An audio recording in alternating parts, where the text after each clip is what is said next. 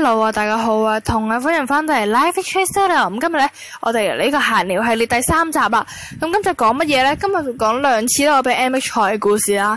咁第一次咧就係大家睇到呢張圖啦，咁就 Round 3，正常要要開記秒啦。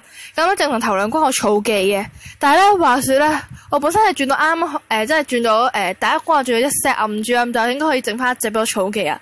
但係咧佢係幫我天降咗唔知2 set 剩3 set 暗珠啦，咁就最尾係秒過咗噶。即係第2次咧，係咪Round 2咧？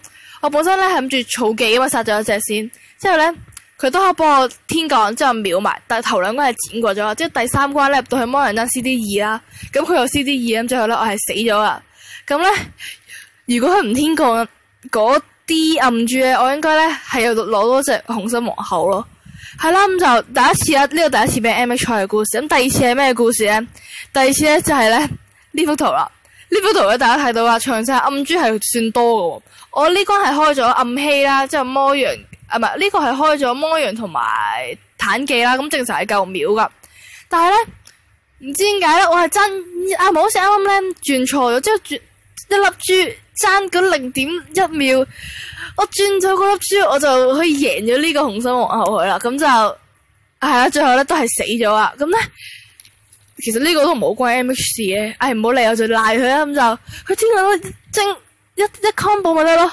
佢應該天降嘅時候又唔天降，佢唔應該天降嘅時候同我天降，點解要咁樣對我啊？我嘅100體咧咁就冇咗，雖然佢都係送有支體補充劑俾我嘅，咁就係啦，咁就其實係啦，咁就其實咧唔係好關事嘅，今日講啲嘢純粹係無聊講下啦，傾下偈咁樣嘅啫。